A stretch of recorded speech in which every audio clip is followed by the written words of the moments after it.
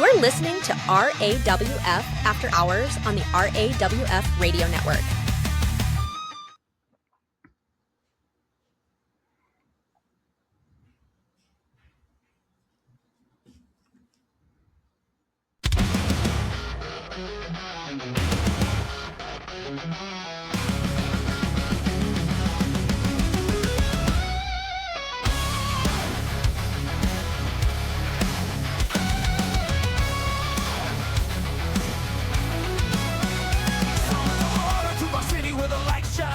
Stepping up the ring and onto the mic.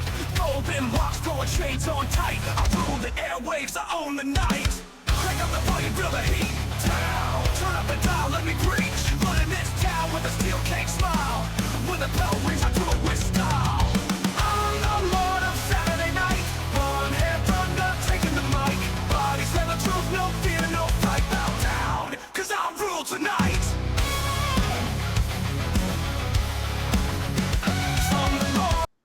Good evening, everyone. Welcome to RAWF After Hours on the RAWF Radio Network. Sorry for the short intro, having some technical difficulties, so trying not to play as much video as normal. Hopefully everybody can hear me at this moment, but I am Lord Amadeus, your host, the owner of RAWF in the game we all know and love as Wrestler Unstoppable. And if my voice sounds weird, yeah, having a bit of an internet connection, so please forgive me. Well, hopefully we can get through this. My guest host this evening is here, El Vacant. Are you there? See. Okay. Yeah, we're going to have to forego the entrance for the moment. Apologize for that. How are you tonight? Like he said, he's having intermittent internet issues. He'll be back as soon as he can. But, welcome everybody. Hello. I guess while we wait, I will go over the top 25 list because I have that handy. This is 10 out of the 12 matches. So we will do that. All right. In 25th place currently, we have Sisulu. In 24th place, we have Papa Shaker. In 23rd place, we have Diesel Warrior. In 22nd place, we have the Pure One, Uber Vegan. In 21st place, we have D's. In 20th place, we have, the new Sheik, Rick Nelson.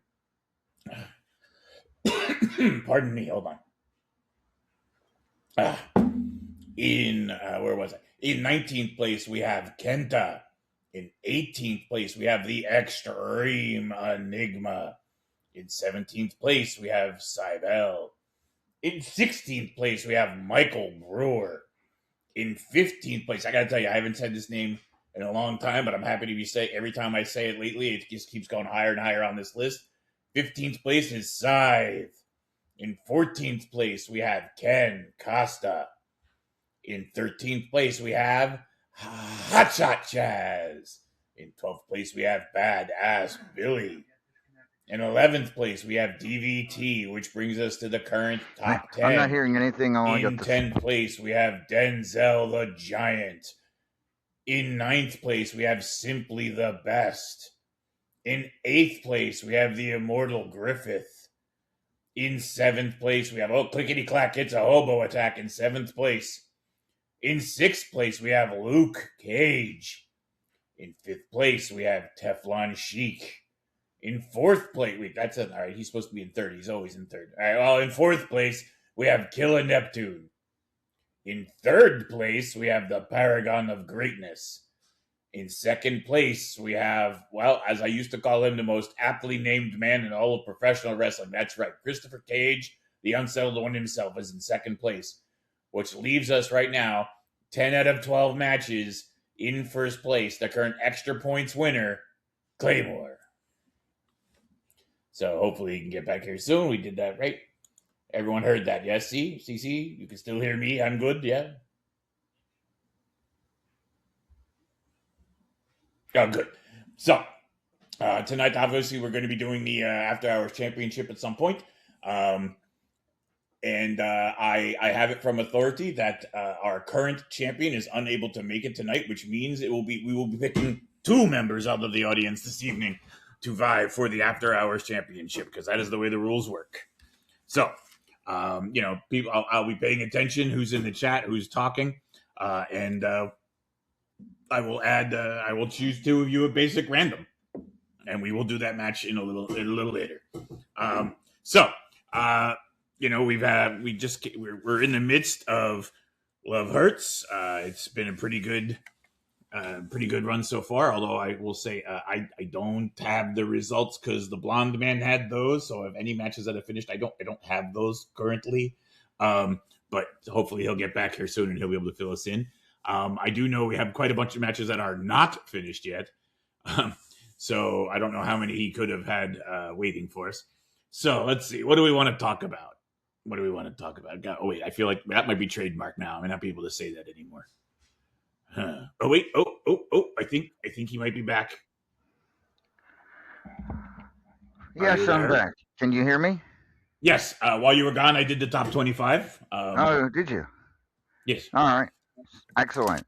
We're going to probably go without video, I think, for a bit. But I appreciate that. Thank you. Although I'll put this up here for people for a quick. Can you see that? See. All right.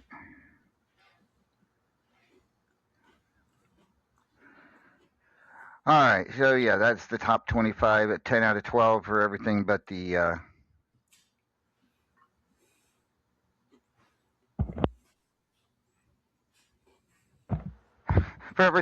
last round robin and the pay-per-view.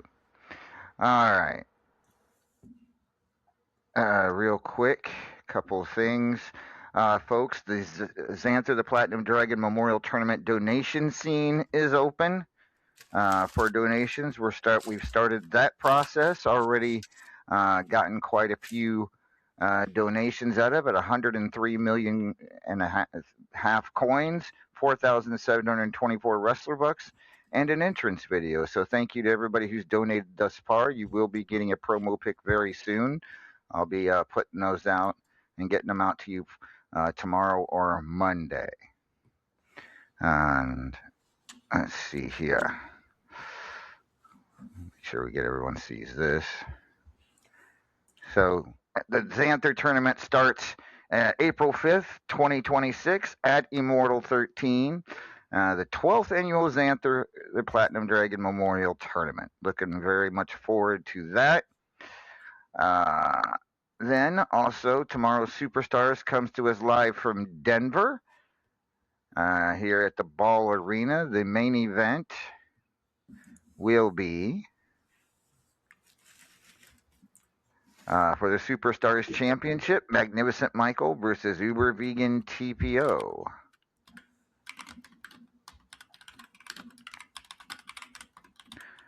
All right, I think Extra Points tournament does close tonight, folks. So if you haven't gotten in the Extra Points tournament, you need to do that now because it will close sometime tonight. And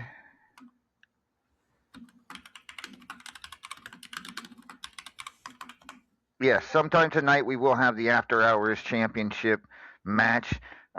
It will be two different people. Ken Costa unable to show up tonight, so he does have to vacate the title. Two people from the chat will be chosen to compete for the After Hours Championship. And the championship committee will make that choice here, hopefully by the top of the hour. And hopefully we'll be able to stick around. We'll see. Everything seems to be going not too bad at the moment. So thank you, L Vacant. What did you think of the top 25? Let's talk about that first. Pardon me, I was eating a chalupa. Okay. All right, I'm back. All right. It was pretty interesting. I would say one of the things I said in there is there was one name that we hadn't seen in a long time that every time I've mentioned it this period, every time I mention it, it goes up a little further, which was Syed. I'm really happy to see that.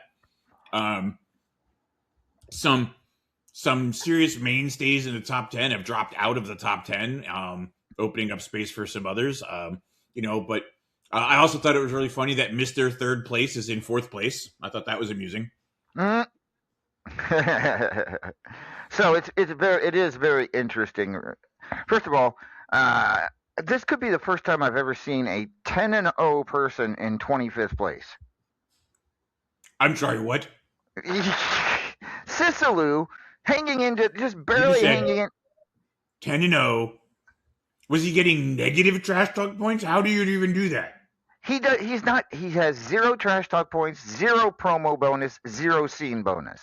All he has is the bonus for being undefeated. Yeah, but that's not a small bonus. No, it's not. And he's still. And that just tells you everybody above him at least talks a little bit, or if not a lot. And yeah, that's where we're sitting right now. Some of the people above him don't shut the fuck up. What was that? Are you that okay? was me trying not to hiccup in the middle of a sentence. We've got enough hiccups going tonight. Right? You don't.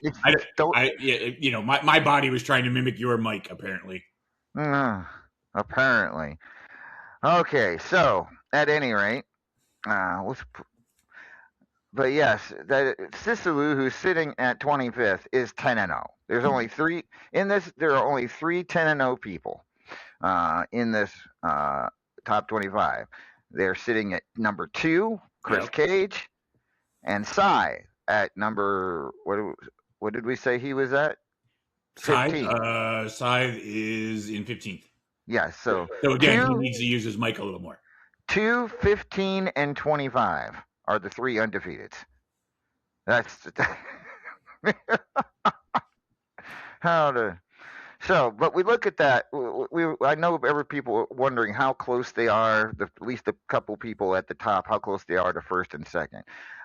Claymore at this point is practically guaranteed number 1, from what I can tell, because I looked at the next round robin, and the next round robin only had 1 match that was not had not finished, but I still couldn't count it. But I could at least tell you whether they won or lost.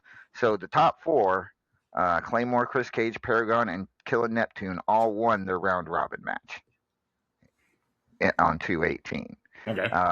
Teflon Sheik and Luke Cage lost theirs, and then Hobo Ezekiel, the Immortal Griffin, the Simply the Best, all won theirs, and I didn't go any further down.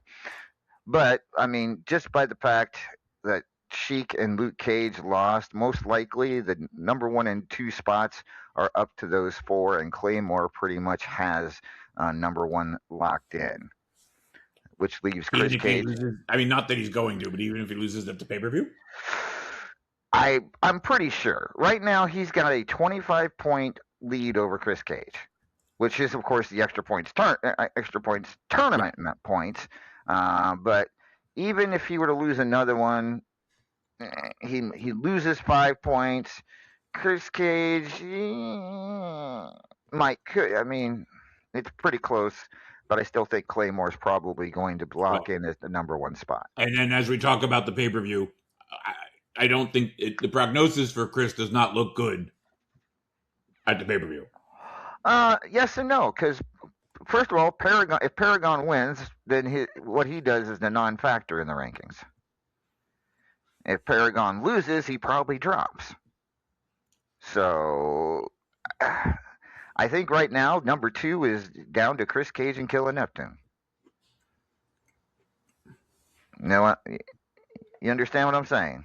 See. Okay. So what I'm hearing is Chris's fate is in Paragon's hands. Probably. I mean, if Chris Cage wins his rankings match, he could he should be able to stay ahead of Paragon. Did you look at his rankings match? It doesn't look good, does it? No, that's all but over. Yeah, it is pretty much over. So yeah, as a matter of fact, it might be over. And it looks very much like Killa might be winning his points match. Yeah, which that could be a problem. That could be a problem for Chris Cage. But nothing's definite. We don't know for sure. And we'll find out hopefully by next week whether that is indeed the case. But that's where we're sitting right now with somebody at 10-0 at number 25. I've never seen that before. How is that? Did Chris put in both of his scenes? Yes. Here's the thing. Chris Cage both scenes. Yes, Chris did. So,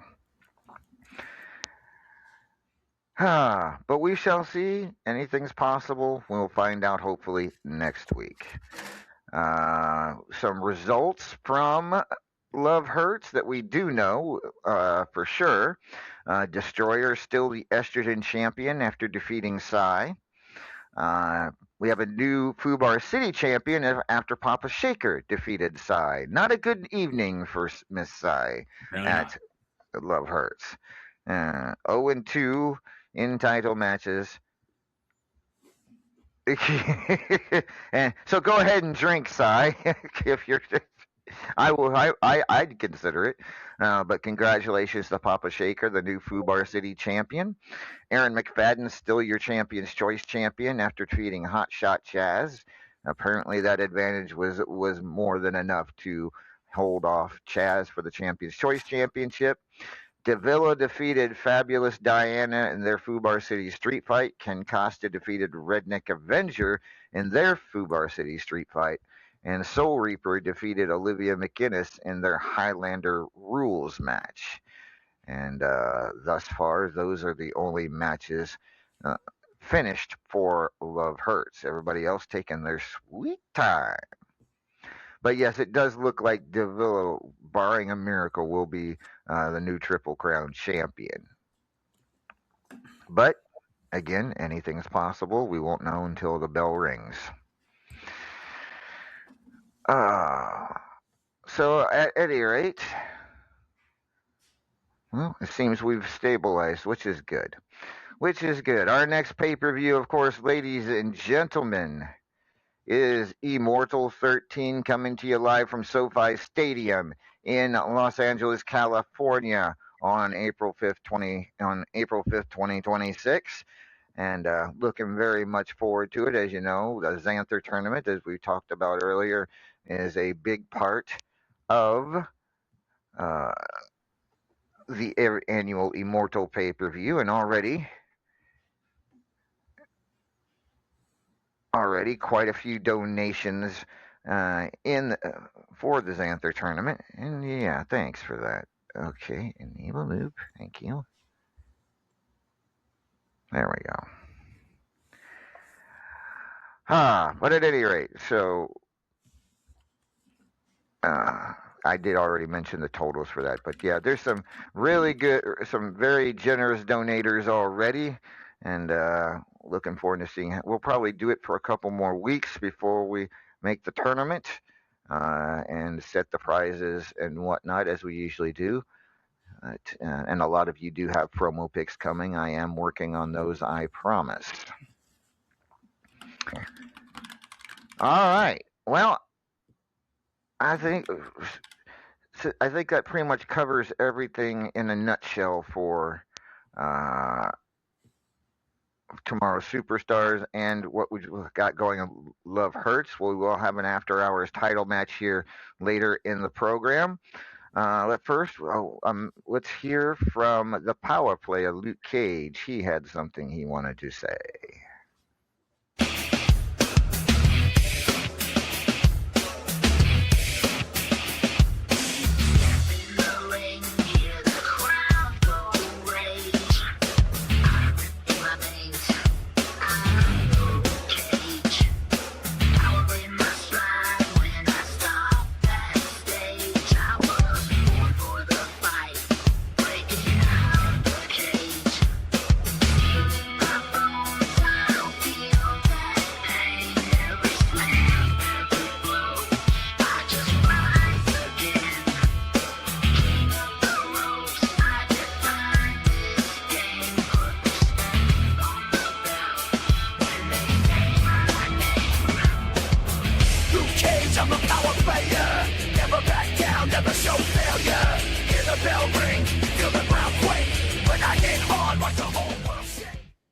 Hype is over.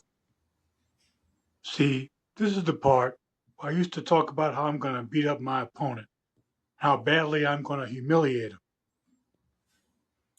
But that ain't what this is about for me. Hijo, I don't hate you, Hijo, but I must beat you. but not because of rep or fame or ego. You see, there's been a lot of talk about my redemption arc that I'm on. Some people don't understand what I mean by that. I know I've been away a long time and people probably forgot about me in the past. See, all I used to care about the last time I was in RAWF was three things: money, power, respect. MPR.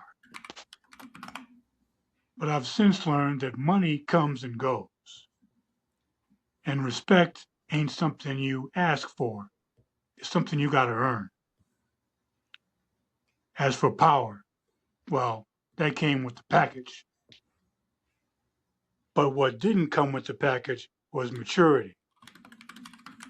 See, I had to learn some hard lessons the hard way, and I did. And now that I'm back, I'm putting them lessons into practice. One of the things I learned was you can't win every match. So don't try. Just do the best you can do. And if you lose, don't stress out about it. Brush yourself off and move on. Second lesson, don't compare yourself to anybody else. Just be the best you can be. Third, walk alone. You don't need no team or no factions to accomplish something in this business. Friends are great to have, but you got to rely on you and the man upstairs. Now, eventually, I hope to become the Platinum Dragon champion or the world champion. Those are two titles I've never held. But this is a new Luke Cage. New entrance music, new philosophy, new attitude. Since my recovery, I've been hitting the gym and I'm stronger than ever. And I think I'm a better wrestler than I've ever been in my career. Now, titles may come, fame may come. That's not why I came back.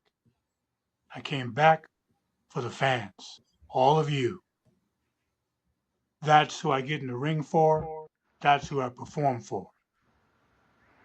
So to you fans out there and no one else, do you feel me? All right, that was Luke Cage, the power player. He seems to be he really has since his return been a force here in RAWF, and I have a feeling he is going to get one of those two titles one of these days. What are your thoughts, Elvacan, on what he had to say? I mean, he's definitely mellower than he was in his last run in this company. I can't argue with a lot of what he said. I think he's right on the things you can rely on and what you shouldn't rely on. And look, he hasn't been back that long. He's already marching up the ranks. I think it's only a matter of time until we see him with gold. Yeah, well, obviously. Can he get to those top two titles, though? What do you think? I think the competition for those spots are greater than they were when he was here last time. I think he's going to learn that quickly, stumble a little when he learns it. But if he follows everything he just said, I think he'll pick himself back up and then do it.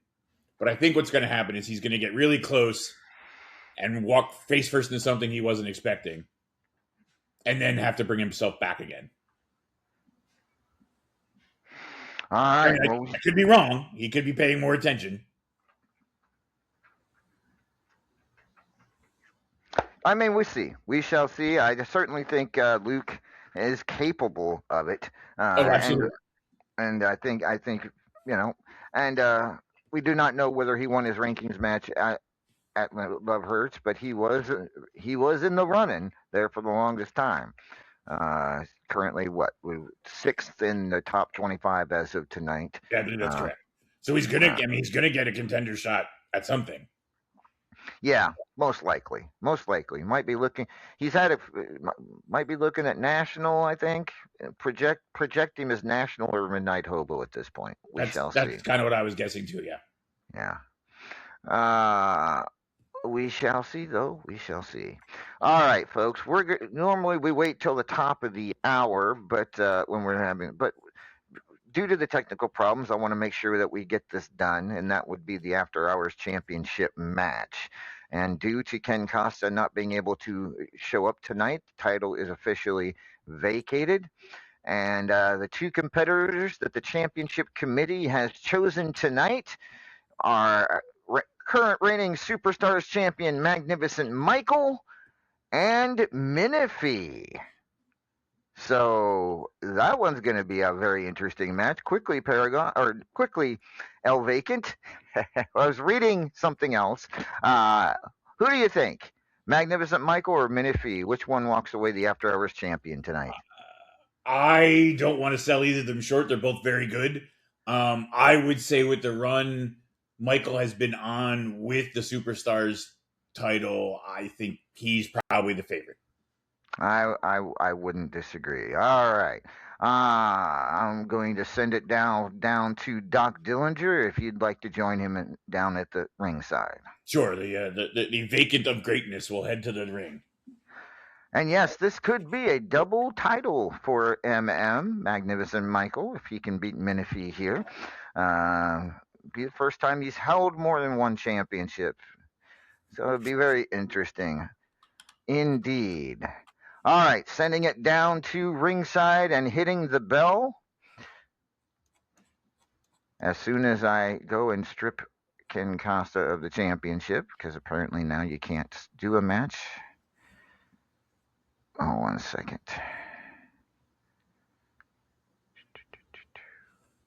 There it is. Strip. All right. So, hitting the bell on the match now. I will post the link in the After Hours scene. And if anybody who can find the link and post it in the chat, I'd very much appreciate it. But this match is underway. Let's take it down to Doc Dillinger and El Vacant. All right, ladies and gentlemen, this is the After Hours Championship match. It is Magnificent Michael taking on Minifee, the legendary Minifee. I don't believe she's ever had a title opportunity in RAWF El Vacant, so this should get this could get very interesting very quick. What's your thoughts here? Does Minifee surprise us here, or does keep the momentum he seems to have going? Well, guys, I was just saying to Boss Man up in the booth before I ran down here. Look, Minifee's a strong competitor. If she wins, I will not be shocked. But I would say all momentum is behind Michael right now. He's had an incredible run as a Superstars champion. Adding the After Hours title to that would somehow just sort of fit really thematically. So, you know, I think it's an uphill battle for Minifee right now. Well, Magnificent Michael came out of the blocks really hard with a chop block and then an uppercut. Hits her with a German suplex, then a stunner, a brutal choke slam, and a brainbuster. Ouch. That was a brutal opening salvo by Magnificent Michael. It was, but Minifee's wasting no time. She got right back up to her feet, snuck up behind him, and just, raked those claws down his back. And I got to tell you, those French-Canadian women like to keep those nails sharp. Don't ask me why I know that. And then she just goes to town on Michael here. Oh, she's got him in a figure four, trying to see if she can get him to tap out early, but it looks like he's going to try to reverse it. Oh, and as he finally breaks free, she just scrambles right around, locks him up in a Cobra clutch. Didn't see that coming out of anywhere. And then transfers over to an STF. She's really going for the tap out win here. I got to tell you, this is not what I was expecting out of Minifee. No, she's definitely trying the submission game. Magnificent Michael now goes for a collar and elbow tie-up. Minifee ducks out of the way and kind of taunts him there. Have you ever heard Minifee talk? See. It is. She is, I believe, French Canadian. So. Si, yes. I do love the way she speaks Lord Amadeus' name. You ever heard her talk I to don't think I've ever heard her say your name. I'll have to hear that. Anyway, she come European uppercut, vicious chop block, stunner, German suplex,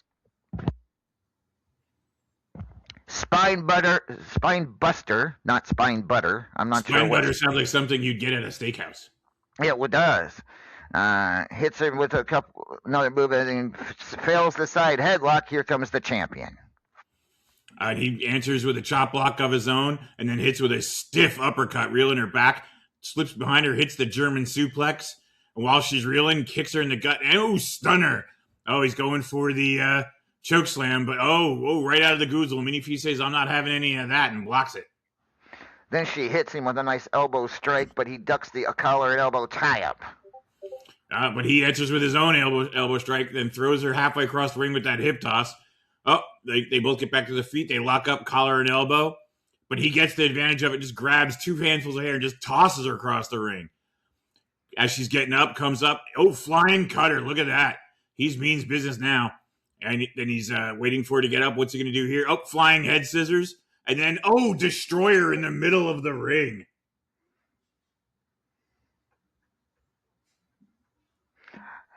Oh, damn. Minifi comes back. European uppercut, chop block, stunner, German suplex, spine buster. She's going to town on him now. Shoulder and throws him over to the corner. Goes for a side headlock, then a superplex. Takes a breath. She lifts him up for a second superplex and nails it. Goes for the cover. 1, 2, 3. Minifi with the come from behind win is the new After Hours champion. 2 superplexes. Wow. That was high. That is as high risk gets. Wow, indeed. Minifi, the legend herself, winning her first ever RAWF championship. And wow, that was one hell of a match on a night where just things didn't seem to be going so great for the show. But El Vacant, thank you for joining me once again. An epic match. Once again, Minifi, your new After Hours champion. Congratulations. To Minifi. Now I just have to get her on air so I can hear her say the boss's name. All right, everybody. That was the After Hours championship match. Congratulations, Minnie. Now you have to come on and say my name because, you're the After Hours champion. You're the champion of this show now. So we need to hear from Minifi. That would be awesome. Of course, I don't have any music for her, but that's all right. Not a big deal. But at any rate, let's start off the evening. Let's start off the callers with the reigning World Heavyweight Champion, who we haven't heard from in a little bit, and get his thoughts on what's been going on in RAWF. Ladies and gentlemen, please welcome. Once upon a time, an abomination. He walked on water and he conquered nations. Could have ruled forever, but he lost his patience. Look at me now, paragon of greatness.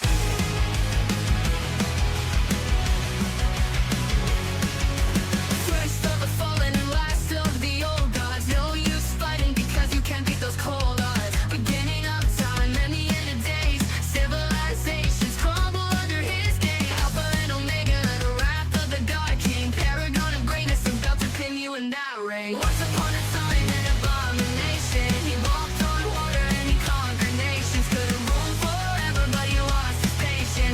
Look at me now, paragon of greatness.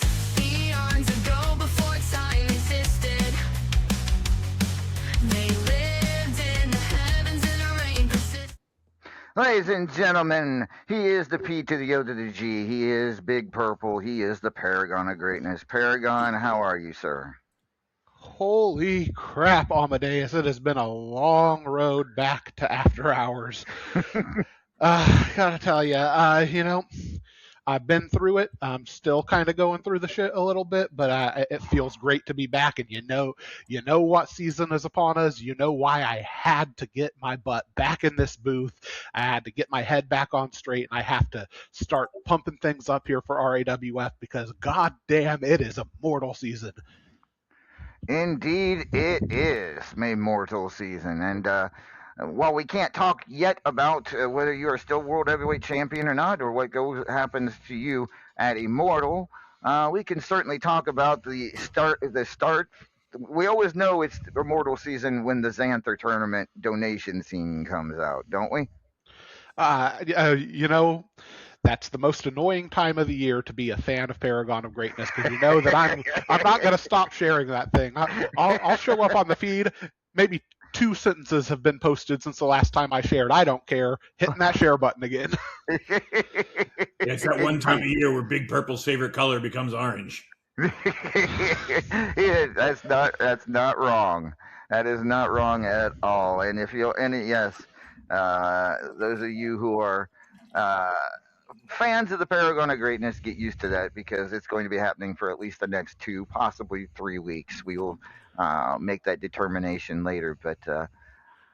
Oh goodness, yes, absolutely, Paragon, and things are definitely revving up. So I'm going to let's just assume for the moment you are still world heavyweight champion going into Immortal.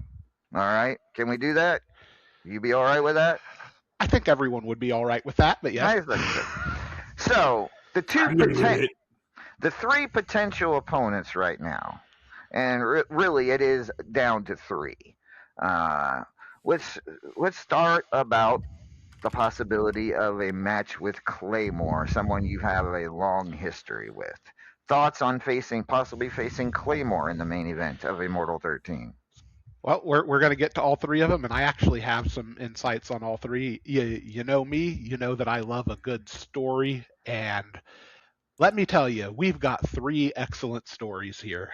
Uh, Claymore, the man who arguably has the most memorable feud of my career, Immortal Griffith aside, and the man that many people uh, believed should have been the main event opponent of mine in Immortal 8, and then subsequently many people believed should have been my Immortal opponent at Immortal 9.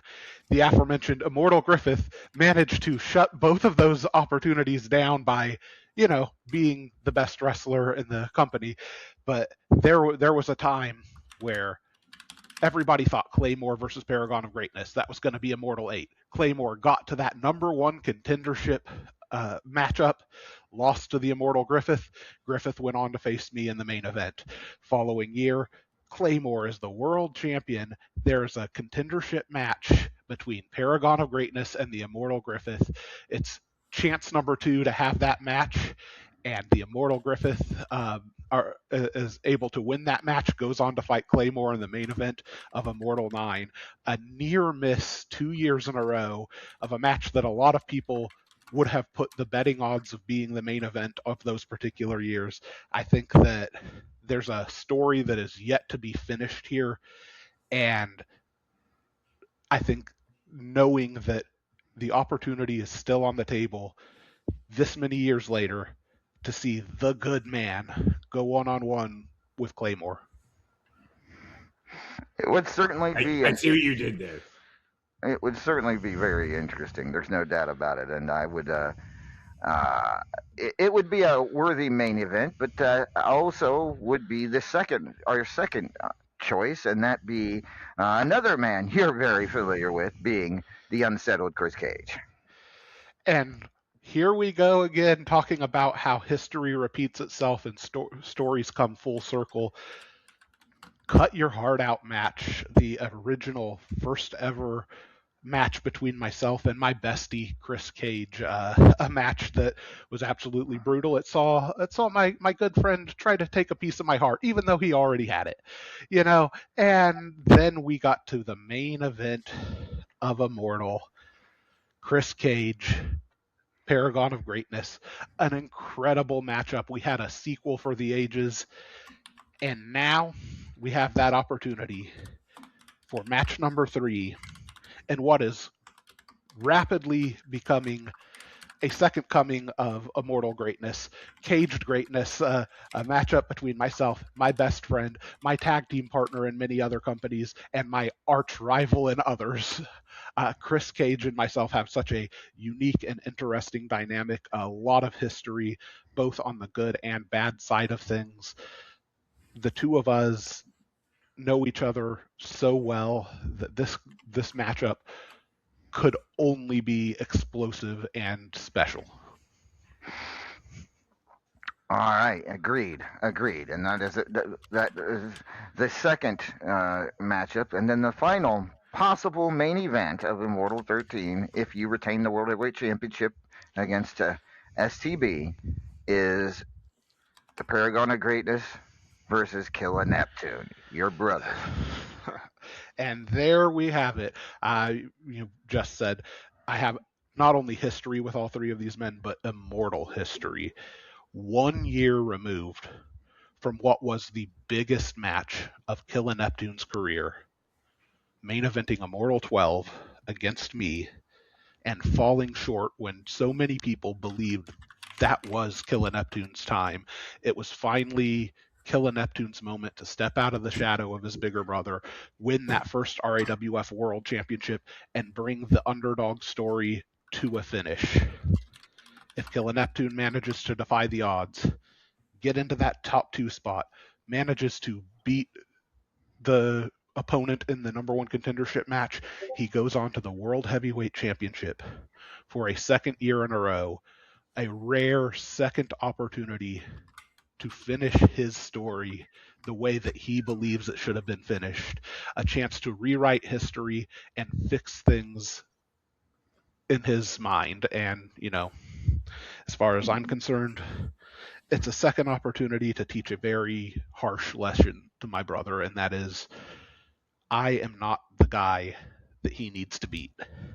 He needs to beat himself before he can try to win that World Heavyweight Championship. The moment that he gets out of his own head about winning that championship is the moment that he will be able to. I mean, from his perspective, you know he's got to be sitting here actually rooting for all people Teflon, because A, it means it's more likely for him to get into the top 2 spots, and B, it means that he has a title. If he gets the title shot, it's not against the person who keeps stopping him. It's against Teflon, who he has a pretty good record against. Yeah.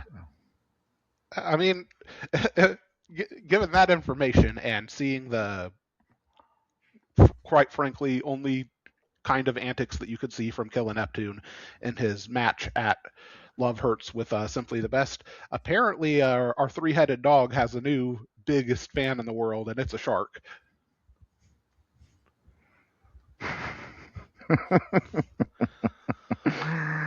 Oh, I still think it's hilarious. The man runs around calling everyone else dogs, but then they name themselves after one. Oh, absolutely. Trust me. That's personally, I would love to beat Teflon Sheik at this pay-per-view. I would love for Claymore to go on, if for nothing else. I get to hit the trick shot here. I get the hat trick. I get Simply the Best, followed by Teflon Sheik, followed by Claymore. I get to take their Paw Patrol asses right down Dog Walk Street in a straight row. He just called them Paw Patrol. Oh my god. Wow. Yikes. All right. Well, Paragon, of course, we are still a long ways away from finding out if indeed you will be world champion, as you are currently still in that match with Teflon Sheik. But we shall see. We shall see indeed. Let's see here. But of course, let's talk about the Xanther again. I realize, yes, you're right. You people will be seeing you share that scene for the next couple of weeks. But talk to me about what the Xanther means to you. Obviously, the namesake, of course, Xanther is a huge part of the legacy of what this Xanther tournament is. But over the years, this has also become an opportunity to honor all of the people that we've lost here in RAWF over the years. It's something that allows us all a little bit of catharsis in seeing the people that we really care about not being forgotten. And I think, especially now more than ever, that's a very poignant thing to me. It's something that really resonates with me. It's something that's really important to me. The heritage of this company, the history of all of the people that built this company, because it's not just the Immortal Griffith, it's not just Paragon of Greatness, it's not just Lord Amadeus. You know, that there you could have all of the biggest names that you could throw out, all three heads of the Cerberus, Maeve O'Hare. It doesn't matter who you are talking about. They could be the hugest star in the world. But what makes this company isn't the big stars. What makes this company is the entire roster. There are no pillars that hold this company up. This company is held up by the absolute sheer talent that is cultivated by the competition within this company. We all make each other better. We all have amazing stories that we've created together that we've been able to share through years of time, and to get the opportunity to remember the people that aren't here to remind us of those stories anymore. It's something that is genuinely emotionally moving, and I apologize if I'm actually getting a little bit choked up in the moment. It's something that means something different to every single one of us, but the one consistent thing is, while the stories are different, the emotion is the same. We all share this journey together, and being able to represent those people is the world to all of us. Indeed, and it will happen April 5th, ladies and gentlemen. A little over a month away.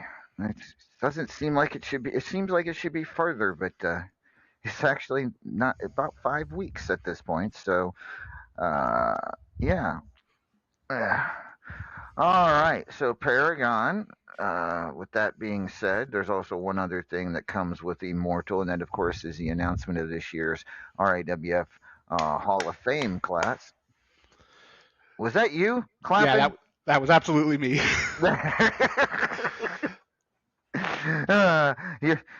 You seem pretty excited already. Talk to me. Why that reaction? Look, man, I feel like I've been in a black hole for a while. I'm not going to make any promises. I may fall back into that black hole within the next couple of weeks. But to be able to pop out and see the ray of sunshine that is RAWF Immortal, RAWF Xanther Memorial Tournament, and the third head of this real Cerberus, if you will, the RAWF Hall of Fame. The three-headed dragon, but all three dragons are amazing. We get, I mean, I highlighted this just a moment ago.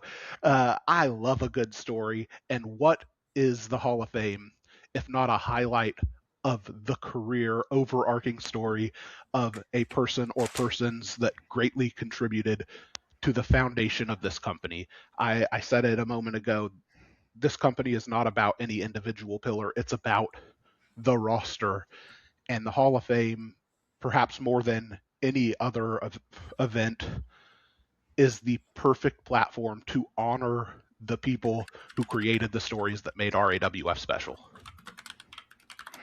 Indeed, and there's quite a few of them. So, who goes in this year? I wonder. And I know you have you will have your thoughts on that, but you can save those for when the Hall of Fame scene goes up. When that is, I'm thinking sometime this week. Uh, so keep an eye out on that. And yeah, I think that's You bet your ass that I'm going to find something silly to nominate too. well, not nominate, suggest. As we should all know out there in the upcoming seasons, because we're all going to make the same mistake that I just made. At no point are any of us nominating anybody for the Hall of Fame. They are suggestions. Yes. Good point. Yes. Absolutely. Just suggestions. This is always a suggestion scene when we put that up. So kind of remember that, folks, because yeah, eventually that will be going up very, very soon. And all right, I was going to try to find it, but it won't find it. All right. But yes, RAWF Hall of Fame announcements. The Hall of Fame committee will be getting together here in just a few weeks, and we'll be deciding on who goes into this year's RAWF Hall of Fame class of 2026. Well, Paragon, again, can't speak on on your match with Teflon Sheik because it's still ongoing, but continued good luck against Sheik. And any final thoughts? Yep. We did do a lot of talking here tonight in the hypothetical situation where I defeat Teflon Sheik. I can't believe I'm saying this. Give the man his flowers. Teflon Sheik is a exceptional villain and one of the craftiest wrestlers you may ever see. We should far from take it for granted that I win this match. Teflon Sheik by this time next week may be your RAWF World Champion, and I want to say to everybody, as disappointing as that might be to see Teflon Sheik wearing that RAWF World Championship, this is Immortal season one way or another, and it's time for all of us to elevate our game and go out there, whether our champion is telling you to bow down or telling you to believe. It is time for all of us to bring the best of ourselves out, because it's the best time in the best company, and you're all the best. All right, ladies and gentlemen, he is the paragon of greatness, currently the world heavyweight champion, and hopefully, for most of us, still the champion when Immortal 13 rolls around. Thank you, Paragon. Thank you. All right, so it seems that everything's stabilized here in the studio. I'm not having any further technical difficulties, knock on wood. So let's go back to talking about Superstars live tomorrow from Denver, Colorado. The main event, as we said, Magnificent Michael defending the Superstars Championship against Uber Vegan TPO. But El Vacant, who do we turn to? We want to find out the rest of the Superstars card. Are we bringing in my buddy Randy? Might as well.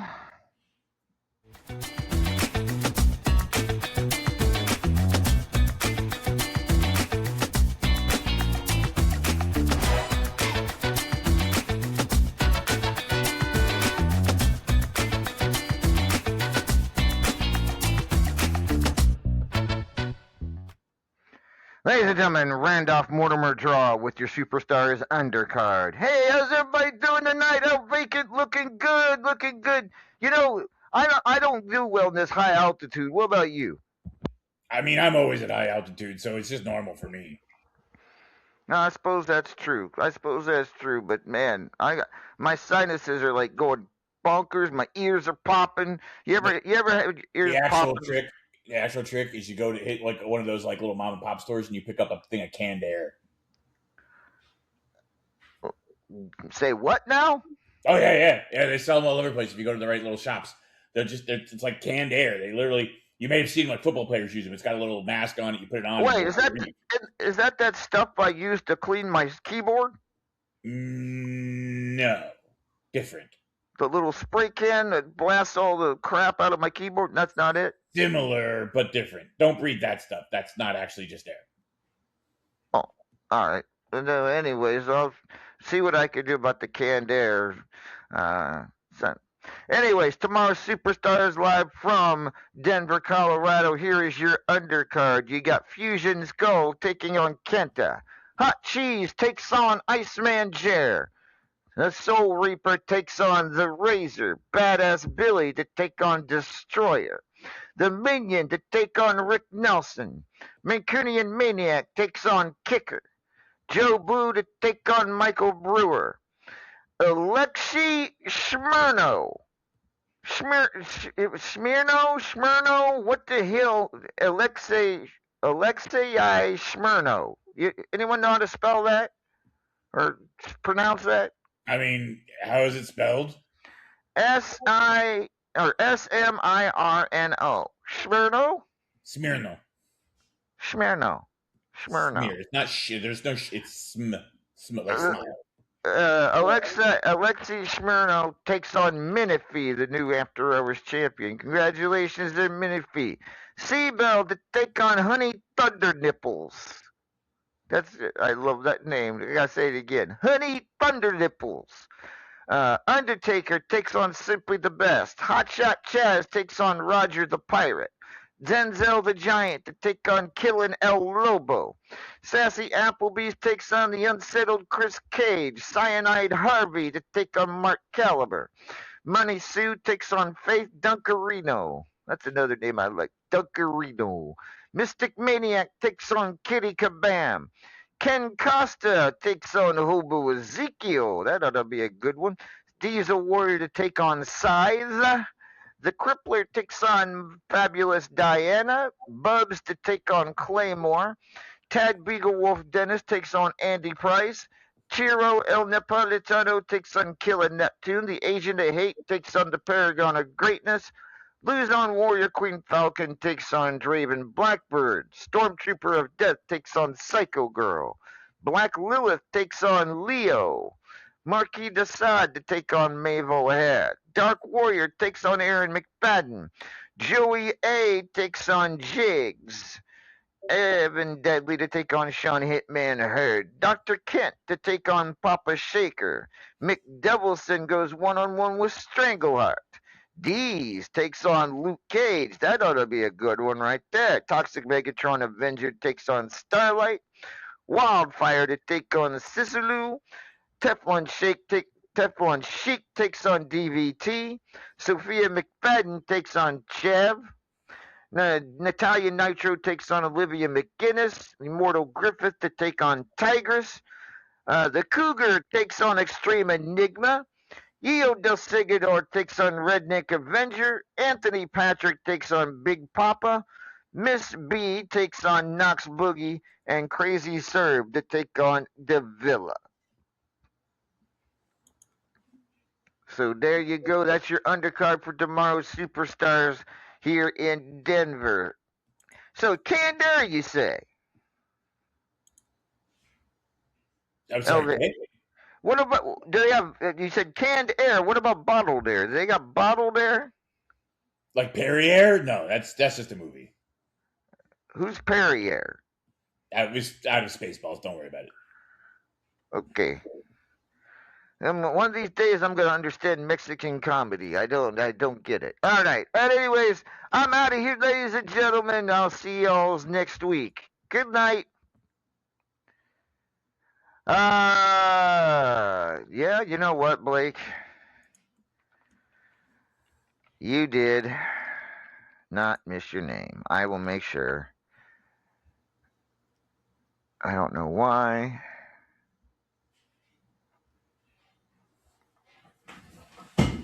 I don't get it. Let's see. Quick, Blake, talk a bunch of trash at Randy. You'll get your maximum points for that, too.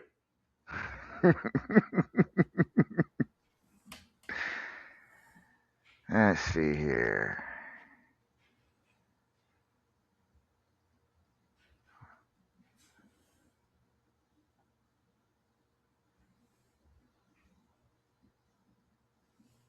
Just give me 2 seconds. Kill some time, Alvegan. Talk about something. All right. So, look, we've got there's a non-zero chance I might have to put a new menu item on my truck for a guy who was once trying to be a competitor. I don't know how I feel about that, but I guess I'm taking recommendations for Mexican fare for the God, do I have to say for the Teflon Sheik in case he wins? That gives me heartburn just thinking about it. I mean, I could put couscous on a taco, but it would be horrible. I mean, that's just couscous is horrible. Oh, kebabs. could maybe do some sort of kebab. How would I serve that? On a stick? On a steak. On a steak. Well, I mean, like, Mexicans are not really known for their kebabs. That's not really our thing. But I could probably pull that off. Do like a Mexican spiced style kebab. Kind of do a blending, like a fusion. Oh, there's somebody else. Okay. All right. So Blake, tomorrow you will face Gorgonio. How you pronounce Gorgonio? Gorgonio? Gorgonio is Gorgonio. Right? Yeah, something like that. We'll go with that. I also did not know he was in RAWF. Yes, Gorgonio is in RAWF. And Wow, now... Chris, how do you really feel?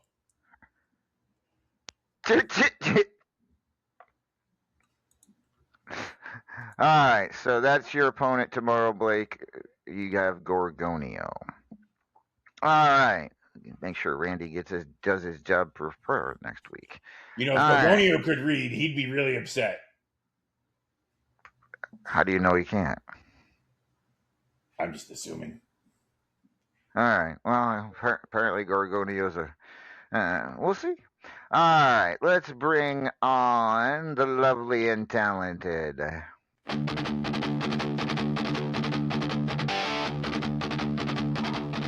Roshina birot branachna has a nice Tado farden on the roy rugged on bat Tana broira cheter Silagus of trill hair Resni hable fi on spine yakar Morois in the Kagragam molor Dut lebelin a nice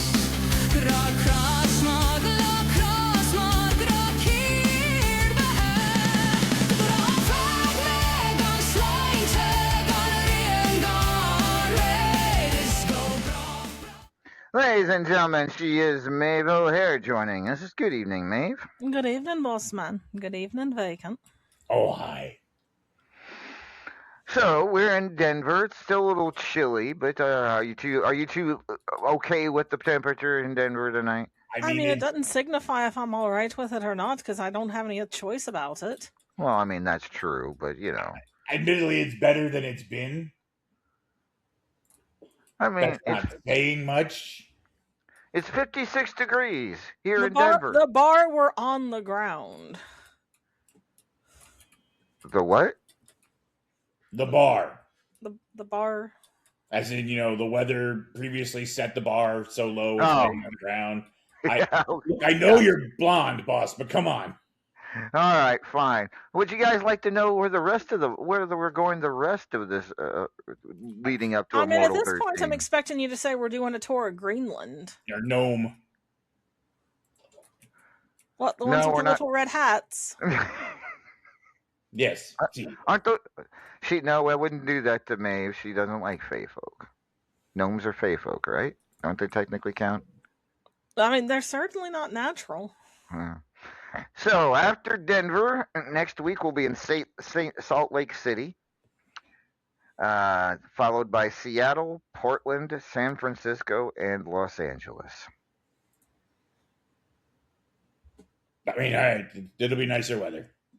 I mean, thank goodness we're doing Immortal there and not like, a show in August.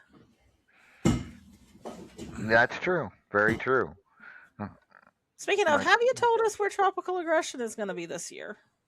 Yeah, I'm pretty sure I have. It's in Mexico, in Mexico City. That's right. We're going to go visit Vacant's family. I mean, my family's not in Mexico City, but, it's not that far. I mean, we're going to be closer than we have been. That's true. Certainly closer than being in Hawaii. Certainly. Also, I thank you kindly for the drink, Redneck, but I can't have it right now, so you can drink it for me. Or if one of you wants it.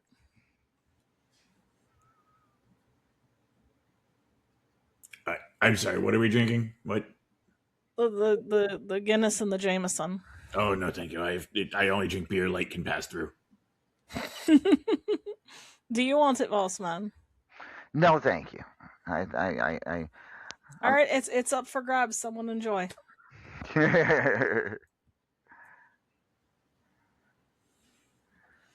Redneck's out there trying to hunt freaking puffins.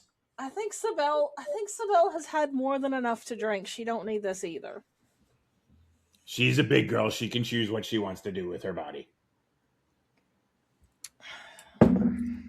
You're all terrible friends, and I'm glad that I don't rely on any of you for my well-being.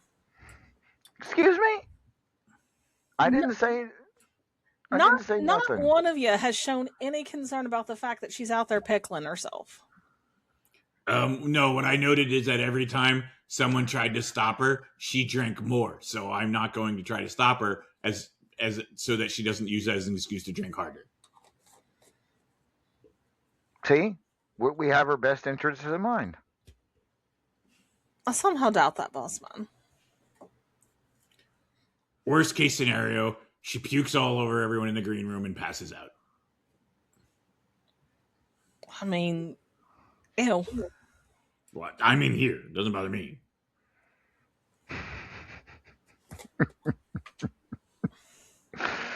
Oh goodness. So how you keeping, Maeve? Oh, I'm keeping well. You know how it is. It's that festive time of year. How's Lent treating? Is Lent over yet? Lent's not over till Easter. And how long's till Easter? We've had it like 2 weeks, so I got like 4 more weeks. Oh. It's over by I know you're blonde, boss man, but counting to 40 ain't that high. When is Easter this year? April 5th? The same day as Immortal 13? Did you schedule it for Easter? It wouldn't surprise me. Think about it. Someone look that up. You scheduled Immortal on Easter. Now someone's gonna have a bunny on a pole match. Oh God! Wouldn't it be a peep on a pole match? Wouldn't that be better? I mean, I suppose it depends on the peep and the bunny. I do purely love peeps. I never had them till I came to the States, but I actually really enjoy them. Okay, that's enough. I don't want to egg you guys on with this. Yeah, we should just hop to it and get back to what we're doing.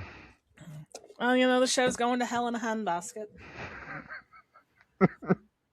Yeah, we need to resurrect it very quickly.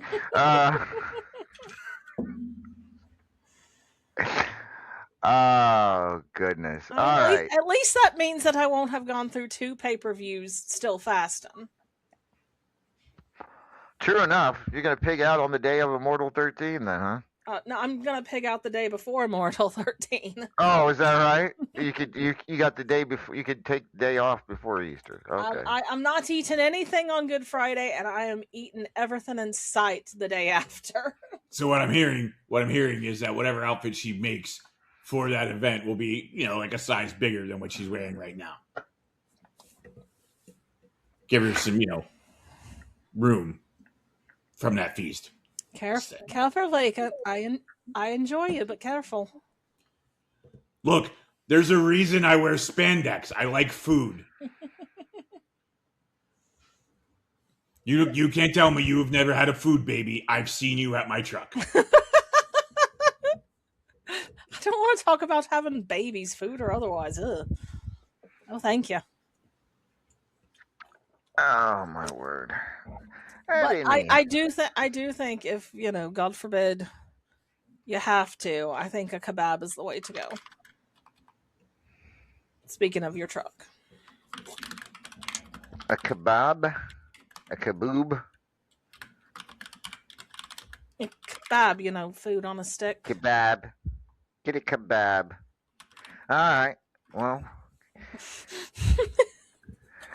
I'm not saying you should put her on a stick. Hey now.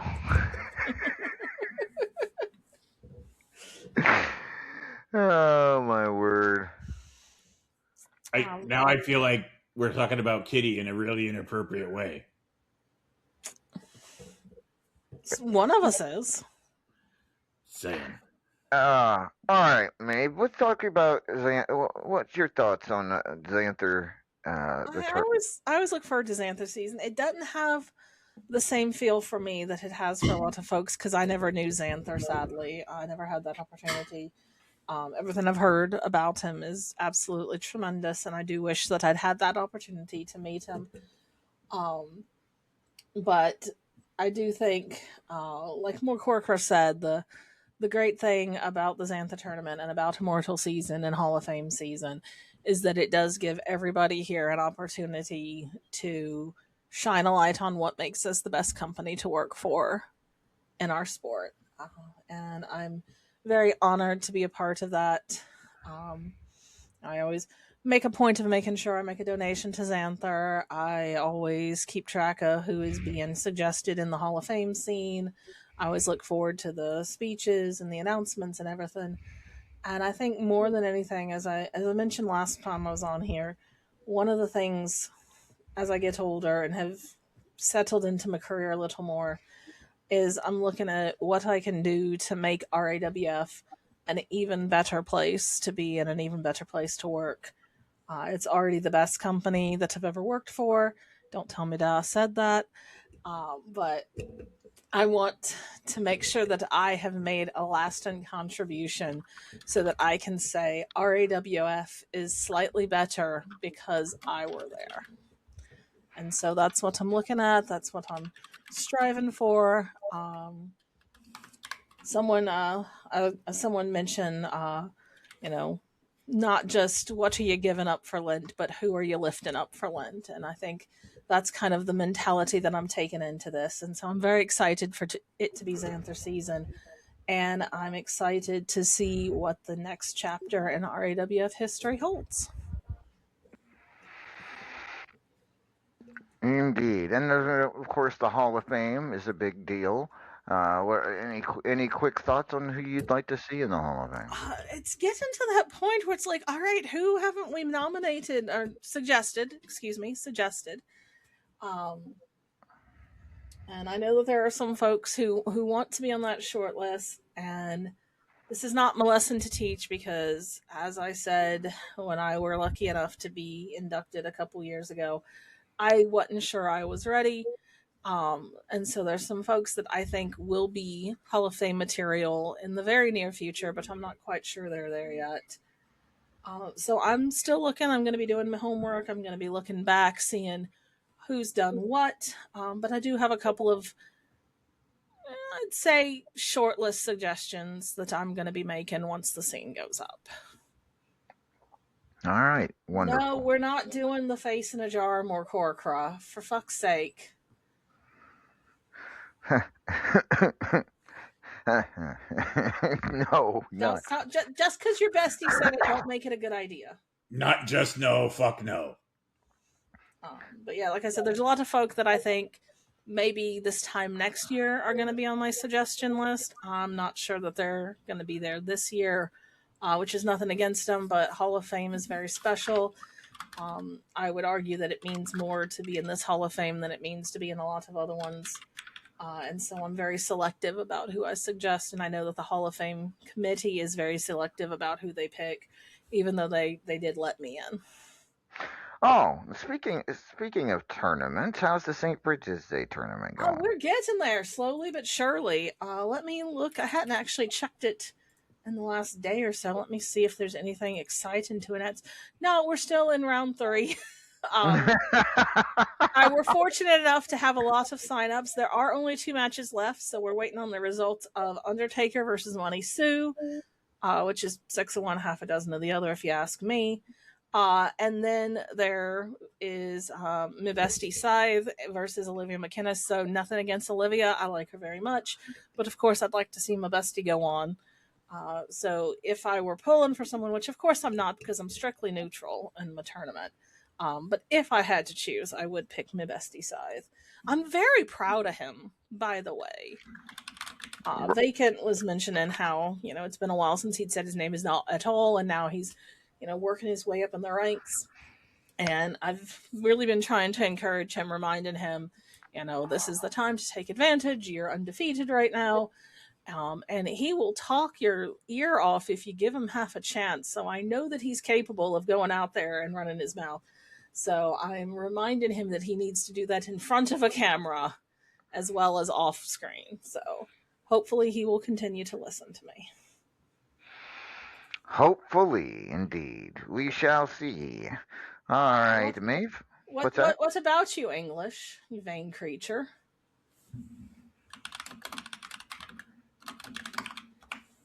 Of course I'm rooting for you, but you've already gone through to the next round. I don't need to worry about your match right now. You see this vain creature. You see what to put up with. That's something. Can we suggest interviewers and backstage personalities for the Hall of Fame? I mean, you can. I don't know that they would be put in, but suppose. I mean, anything's possible at this point. I suppose. You're saying that you wouldn't look forward to inducting certain people into the Hall of Fame, given a chance. Like who? Randy? No, Sasha.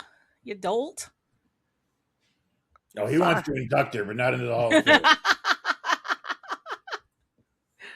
Anyways, Maeve, nice talking with you this evening. I hope we'll have a nice, pleasant conversation with you again very soon. Here's your hat. What's your hurry? Mm-hmm. All right, I'll go out and behave myself. Mm-hmm. Bye, vacant. Hasta bye-bye. Next up, ladies and gentlemen, let's bring in the man she was speaking to earlier, the still reigning multimedia champion for the moment. He is the one and only.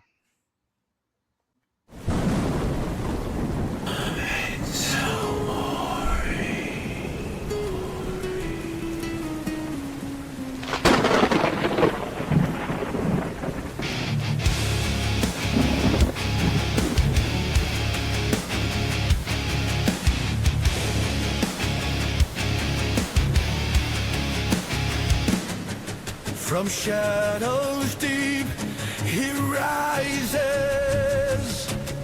a warrior born of fate, with steel in his eyes. The tempest shall not wait. Memento mori.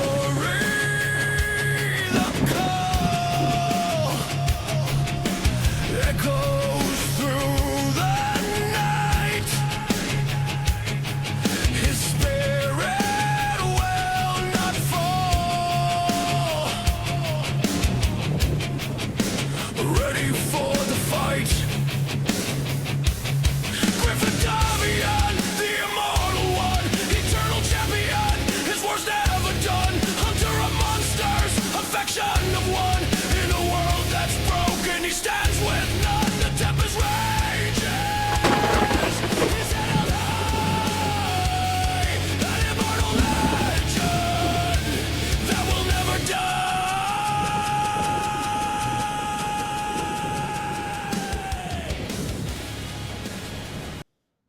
Ladies and gentlemen, he is the immortal Griffith. Good evening, Griffith. Good evening, Lord Amadeus. Chris Cage wants to nominate all your theme songs for Hall of Fame. They're all pretty goddamn good, but that's pretty fond of this new one. First of all, you don't need any more rings. Absolutely, I do. I have, look at all these figures without rings. I can take more rings. Aren't you Hall of Fame member somewhere else too? I'm a Hall of Fame member in many places, but this is the one I care about. Okay, fair enough. You will note, I got a whole hand over here. No rings on it. Well, no Hall of Fame rings on it. At any rate, it is indeed Mortal 13 coming up, and talk to me about how excited you are, and hopefully you'll be multimedia champion. We don't know that for sure at this moment, but talk to me about what it would mean to go to Immortal as multimedia champion for the first time in your career, actually. Well, it would be, seeing this is the first time I've had this belt. Yes. Well, I think it would be. I am assuming that is what's going to happen. Is that I'm going to, get through this match and go to Immortal with this belt. My theory is, one way or another, I will be in a title match if somehow Kenta manages to wrest that belt from me. I'm still in a place where I'll almost assuredly get a contender shot, and it's Immortal season, so of course I'll win that contender shot and take whoever's belt it is I get put up against. It's very interesting looking at this top 25. Who could possibly be in that contendership match for the multimedia championship? It could be just about anyone, because I'm looking at between numbers 16 and 25. The race is so close. People just 1 point stacked up, almost 1 point, then 1 point, then 1 point, then 1 point. A few of them are tied. If I'm being honest, a few of them are only holding on to leads because of their records. So Well, that is usually how one holds on to leads. yeah, but it could get very interesting to see what happens with that multimedia championship come Immortal. So, with that all being said, talk to me about your thoughts on the Xanther tournament. Now that we're starting donations, we can. The most frustrating event in all of RWF.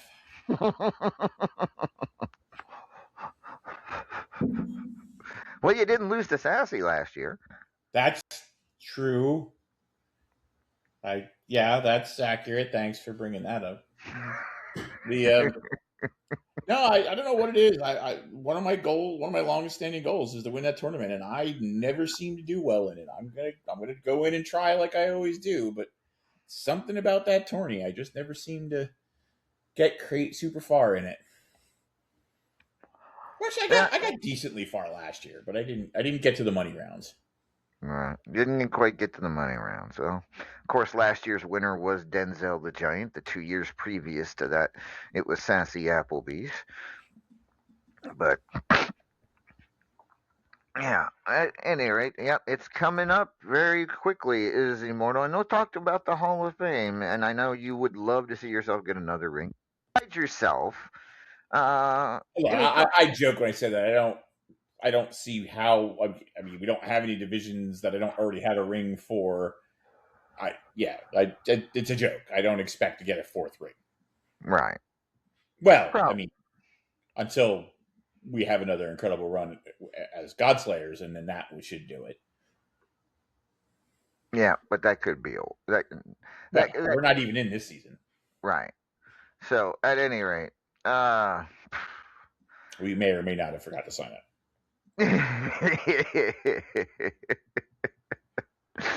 Fair enough.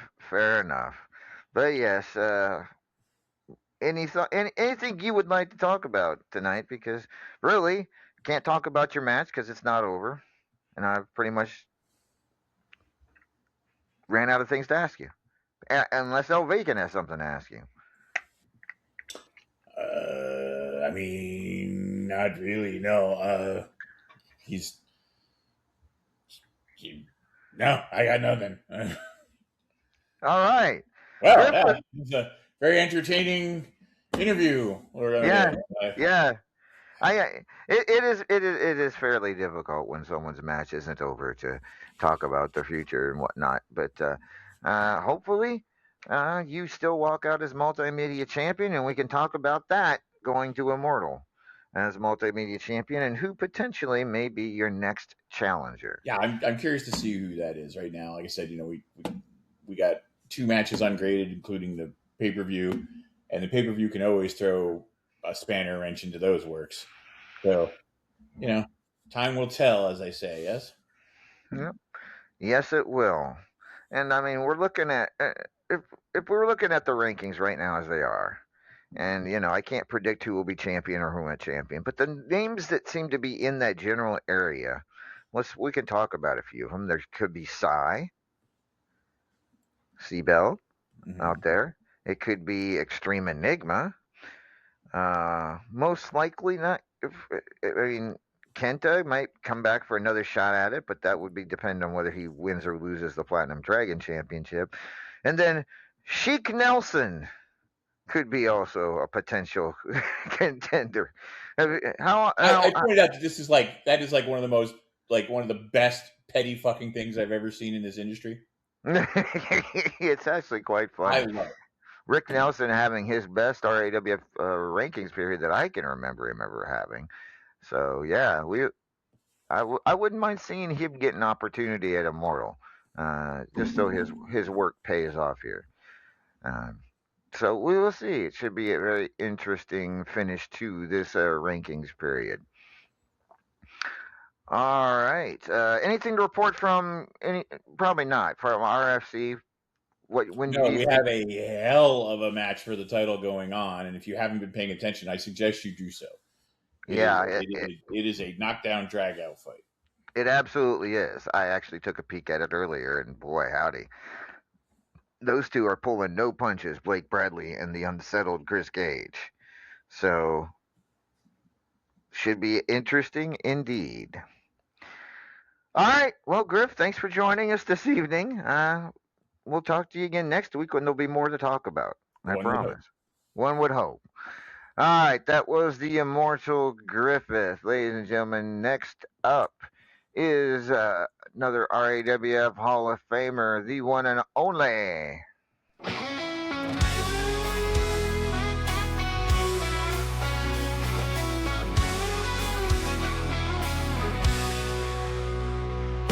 Hit the dirt, stealing my stare. Six pack of engines, I don't fight fair. Rattlesnake blood running through my veins. Mess with the best, you'll be feeling the pain.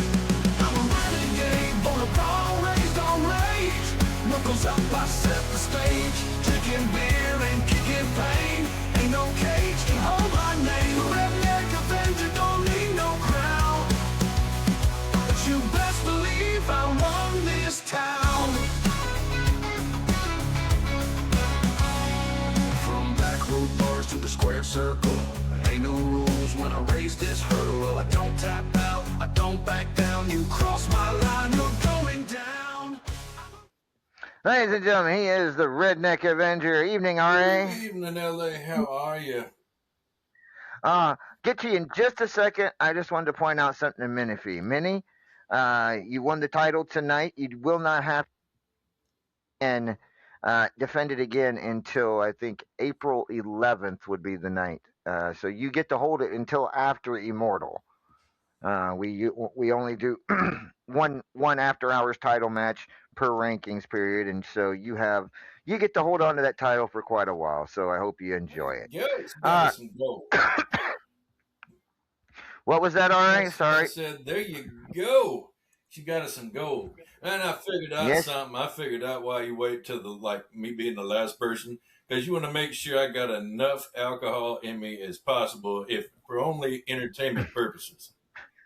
Well, it certainly has. You've certainly been entertaining at times when you've been severely inebriated. On a scale of 1 to 10, how inebriated are you tonight? Yeah, I'm not very much right now. I'd say about 4.8, which would be about a 12.8 for most folks. But, it's neither here nor there. I can hold mine. All right. Well, that's good. But I have a bone to pick with you. All right. You do. Yeah, I do. How in the hell do you lose a Fubar C street fight to Soul Reaper? Soul Reaper? Oh no, I'm sorry. It was Ken Costa, wasn't it? Sorry. I get that's right. It was the month before with Soul Reaper. Ugh. The son bitch greased the soles of my boots. I should be a lot better about checking my equipment whenever I get on my way to the ring. He put on baby oil. I thought I died and went to a P. Diddy concert. Damn. Ouch. Well, actually, losing to Ken Costa wasn't as bad. Maybe I'm the one that's inebriated. You might have. Just blonde. You got me OD'd on Excedrin. Now I can understand that. I probably caused enough of those. Yeah, that's true too. too much Excedrin. After the way this show started, I took some Excedrin, so I guess it's possible. Yeah, we shotgun that shit with a whiskey chaser. I don't know. That's okay. I ain't mad about it. I think it's kind of fun. Now you're one of the few people around here that does remember Xanther. Yes. At least I'm assuming you do. Yes, sir. And I remember listening to him and Shifty on the radio in the heyday back in the good old days of Blog Talk Radio. And talk to me about if you have any favorite memories about Xanther. Oh man, it's difficult to say. He and Shifty, I mean, they're best friends, and there was always a good back and forth with him. He always had. It was always a bright spot getting to see him, but also just those two interacting and just like bouncing off of each other. It was really really good. I mean, it's been a few beers ago, but I mean that was something I do remember, and I remember he was always a good competitor and was entertaining, and he could always make something work. I guess that's about the best thing I can come up with. I mean, he could help people make stuff work where they were struggling. I guess the best way I can say it. He was very helpful. Had a lot of great ideas in that head of his, and yeah, between him and Shifty, they came up with some good stuff back in the day. And I do miss aspects of the old days, and that's one of them. I must say. You miss ass what? Aspects. Oh, aspects. What do you think I I said? said? Sound like you said. Did I? I mean, I don't know. Maybe there's a language barrier. I mean, like it's okay. That's all right. We'll work with it. What? He likes the big beefy men. He likes the ass and the pecs. Leave him alone. I'm gonna leave that alone. Damn. What they got to do. I mean, well, I will tell you though. I mean, like we need to make another appointment, Bacon, because I mean, you need to come back down to the ranch, and then you need to get Chris and Destroyer down there because they got to work their Chris and Destroyer wing of the agave farm, and we got to get you some more free range carnitas. I mean, I'm not going to say no. Yeah, I mean, like I got me a new batch of tannerite and got some weapons to experiment with, and we had a lot of fun. I did get a Barrett rifle, and I was wondering if you ever thought about getting a good shot from about 2,000 meters and seeing how big the explosion would be. I mean, like I guarantee you, we'd be getting some like free range sausage out of that whole thing. I mean, but somebody's got to clean it up. That's what the buzzards is for. I mean, like, we can get fair enough. Fair enough. Then you can shoot one of the buzzards. There would be no buzzard left. Exactly. like just like a puff of feathers. A ball of feathers and smoke. And you can put that in the mystery meat. There is no look. Regardless of what Hobo likes to tell people, there is no mystery meat on the truck. I know what every ingredient is. It's all U.S. grade A. There's no mystery meat or roadkill. Well, we can sell it to the couscous caboose for halal, for some halal stuff. You could do that. Couscous and shit. We got business ideas, man. We can get cooking. But yeah, that whole thing with the Costa is like, damn it, really. It was just one of the things that I talk a bunch of shit on here. It's kind of funny because I can talk some, I can like throw some caca out there and like talk it every damn time that there's like it gets slippery in the ring. I don't know what the hell. I mean, like normal shit just doesn't work. And I was like, damn it, there we go. Took a while before I could get back into it, but it just wasn't. It was too far gone at that point. Well, that does happen. I apologize for getting your opponent wrong because it was indeed Ken Costa that beat you in that Boo-Mercy Street fight. But it was a hell of a fight, hell of a match, and we'll see what happens. We don't know who you have at Immortal. We'll hopefully figure that out in the weeks to come. Okay. I do tomorrow. Who did Randy say you had So they tomorrow? got the Eho the Oh yeah. great cornhole, whatever the Yeehaw. fuck his name is. Gio del There we Sigador. go. Eho the Sigador. I'm looking for TV for my bunghole. Bunghole. That's racist. All right. Bless his little heart. Yeah, right. I mean, he definitely got he has his moments, but they haven't I been don't think lately. this That's one's for going to be sure. one of them. No, I don't think so either. But we shall see. Should be interesting tomorrow here in Denver. Uh, but at any rate, Hall of Fame coming up. Nomination or suggestion scene should be up later this week. Are you getting your names in order there for I'm us? starting to get some. I'm getting some names. It's swirling around. Just putting my little cabeza and get figured out who I would like to suggest as someone to be considered, or some to be considered. We've had a lot of great performances from a lot of people, and first I'm gonna need to make sure I know who exactly is already in there, so I don't backhand nominate somebody who's already, or I'm not nominate, suggest someone who's already there. Um, I want to make sure that I got my right pool of peoples and get the right ones out there. All right. I have a feeling I know a couple of the names you'll put on your list there, but we'll talk about them a later time after you've made the suggestions. All right. Absolutely. All right. So with that being said, Immortal season ramping up. RA has already got the business propositions going with El Vacant. El Vacant, you considering anything he offered you there? Oh, we're absolutely going to go shoot Barrett. That's All right, there you that's go. come on. It's the one rifle that fits me. Yeah, I mean and he's one of the few people I know that could really just take that recoil on the chin. I mean, you do know what You know you're Barrett supposed to is, put it don't on the you? shoulder, right? LA? What's that? You do know what a Barrett is, don't you? A Barrett? Yes. It's one of them little furry creatures with the long tail some people keep as pets. That's a ferret. Absolutely. No, it's a 50 cal sniper rifle. It can shoot as Oh, far as you can see. wait. Why does a sniper rifle have calories? Because of the meat, whenever that tannerite blows up and you let that meat fly up in the air, lands on the barrel and it cooks it.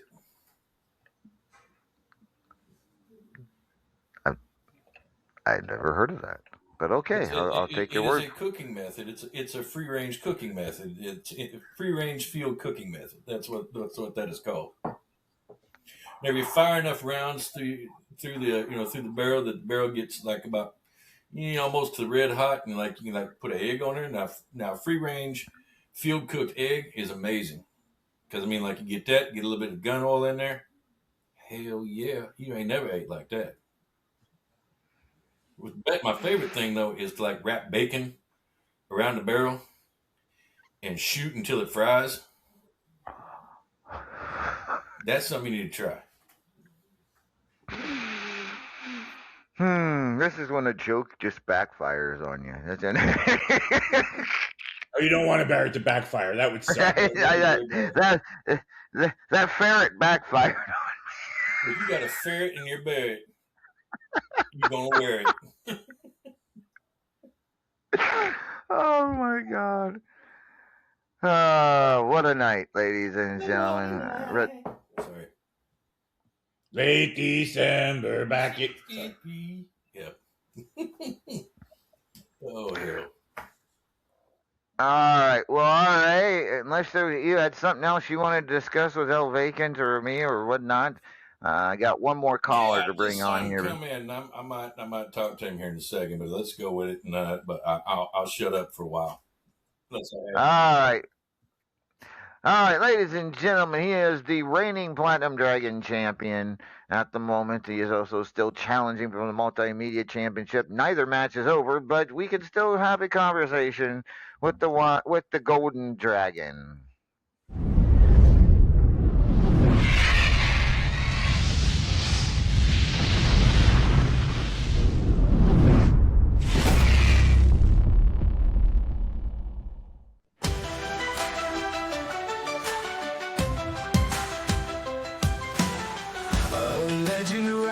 ashes from the stormy seas, breathing fire with a warrior's decree.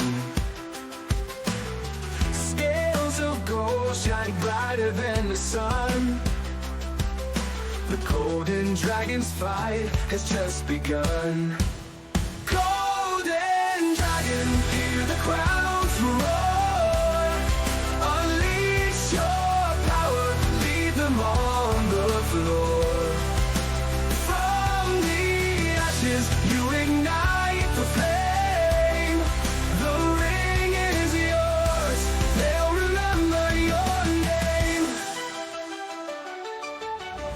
His eyes are blazing, cutting through the night.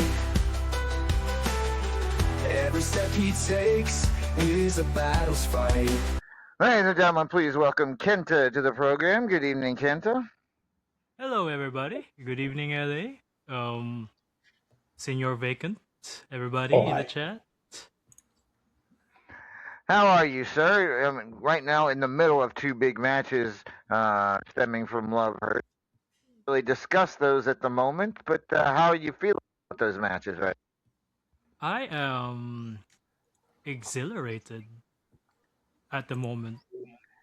It's another golden time with a golden dragon, a golden banger, if you will.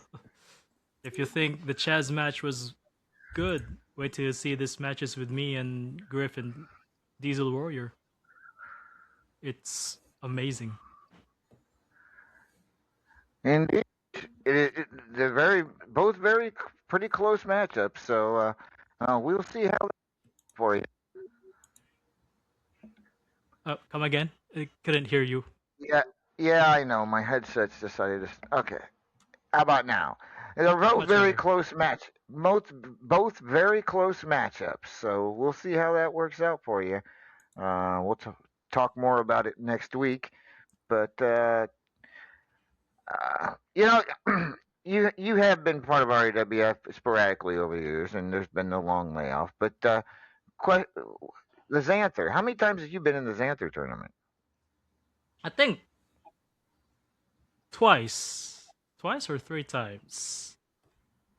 Not that much. I don't participate in big tournaments because I would lose. So, Well, almost pick your everybody battles. but one. Everybody but one person loses in that tournament. Well, I guess technically that's not true. People get prizes if they get to the quarterfinals. But all right, well, I guess maybe it doesn't. What does Immortal Season mean to you then? Since you know, most of these people we've talked to tonight have been here thick and thin through every Immortal Season. You maybe have only had a few. Talk to me about what Immortal Season means to you. This is my first Immortal Season where I'm actually active and I'm not in the undercards. I'm on the main card. I'm one of the main acts, if you will. The second in command in RAWF. And win or lose DW, I had the pleasure to carry this company to step up while our great leader, Paragon of Greatness, was on leave. And right now, Immortal Season for me is to rewrite my legacy. I would not like to be in the sidelines. I would not like to be, in the undercard anymore. This is my moment. When I returned last year, I swore to myself that, it's the last time I was in RWF, I was waiting for opportunities, waiting for moments. This time, I'm creating this time, it's my story that I write. Win or lose. If I lose to DW and Griff, I'm just gonna come back. Everybody likes a comeback story, right? Rocky, RDJ, and Kim Kardashian. Kim Kardashian. Wait, huh? Kim Kardashian Well, in the had a video, she's comeback? got cum on her back. I don't believe you walked into that. I did. I most certainly did. Wow. I've been waiting for that joke for a while. You don't know how Oh I've my been. word. You could have waited. You could have kept that one to yourself for a long time, and I wish you had. Uh, As I said, golden moments. This is a golden moment. Or something. yeah. All right. But at any rate, Kenta, uh, again, unlike a couple of the previous guests, not much to talk about. Your matches still are still ongoing. So next week we'll have a lot more to talk about if you show up. I'm certain. Whether you walk out as both Multimedia and Platinum Dragon or one or the other, we shall see. Uh, Hopefully both. I already got a new name if I win both. I'm scared to ask. Eh, It's But, uh, it's it's Fuck not Dragon. risque. It's Platinum Media Dragon Champion. oh, okay. Well, that actually has a ring to it, but I wouldn't. I don't count your chickens just yet. Wouldn't it Yeah, make no, more no. sense to be the multi-platinum? Fuck. That was much better. I like both actually, but Yeah, yeah. we All will right. get there when we get there. Cross that bridge when we get there. And I got. Sorry, I'm not meaning to like poke in. I'm just kind of curious. Do you have any more words for Griff in the middle of this fight? I'm sorry. You got any more words for Griff for the middle of this fight? Because I mean, like we last week, I mean, we kind of left off and it didn't really get to. I don't think there was really a good poke. You know, you got some more words for Griff in y'all's match? Nah, man. The champion named Kenta did that number. I'm not gonna poke that bear anymore. I'm here to wrestle him. Yeah, no, you I'm ain't gonna poke let the my bear, but you done actions. poke the bear. Yeah, I'm not the. Yeah, I'm not gonna do that. Oh, come on. Say, I'm gonna whoop that immortal son bitch's ass. I didn't say. Maybe I'm just gonna make a couple of jokes. Maybe I'll say he's so old that when Jesus wept, he offered him a handkerchief. Oh my. You couldn't sell a Girl Scouts cookies on Epstein Island to a starving Prince Andrew with that. Come on, man. Talk it. Poke it bear. Mm, Are you trying to get him killed? Shh, LV. right now right now we're head to head. I'd rather not give him a slight anger advantage. Oh my lord. I'm I'm, on I'm Dr. I may Redneck's in I the may play house. a joke. Dr. Redneck's in the house, and that's fortunate for you because I'm gonna have to write you a prescription for 2 testicles. You just drop them right down the front of your britches. They fill out that little pouch in your underwear, and just repeat after me. I'm gonna whoop that immortal son bitch's ass. I'm gonna whoop that immortal son of a bitch's ass. Oh man, do you have a war face? Ah, that's a war face. Give me your war you, face. what the hell? He's gonna get me killed. He's got a mastodon helmet around here somewhere. Does that count? Yeah, put the Mastodon helmet on and give me your war face. It got sold by the I mean, if he's champion. wearing the Mastodon helmet, you wouldn't see his war face. That's okay. You can make the war noise. Ah, that's a war face. Come on, give me a war face. Rawr. Next, Work on it. next he's going to be Don't scare asking me. how tall you are. Carry on. Ladies and gentlemen, this has been War Cries with the Redneck Avenger. Oh, that was fun. I'm hoping that Griff will not kill me. All right, folks. Kenta, thank you for your time tonight. We'll talk to you again next week. We will know whether you are one or both champions. And RA, appreciate you again. Thanks for coming on and screaming in my ear. I appreciate it. Everyone needs that every once in a while. It's good for you. Yeah. Builds character. All right. Thank you, Kenta. Appreciate it. All Have a right. golden day, So, everybody. So a reminder, ladies and gentlemen, tomorrow's Superstars live from Denver. And hey, Kenta, how do you like being on the poster for tomorrow's Superstars? Did you notice that? Yeah, he did. Must not have noticed it. Oh well. At any rate, the main event once again, Magnificent Michael defending the Superstars Championship against Uber Vegan TPO. Folks, don't forget, if you haven't signed up for the Extra Points Tournament, you'll only have a few minutes left to do so. And of course, taking donations for the 12th annual Xanther the Platinum Dragon Memorial Tournament. El Vacant, any final thoughts, sir? Don't take any wooden nickels. Don't let RA talk you into getting yourself killed. Sounds like a plan. Ladies and gentlemen, this has been RAWF After Hours on the RAWF Radio Network. I'm Lord Amadeus. This is El Vacant. Good night, everybody. Hasta la bye-bye.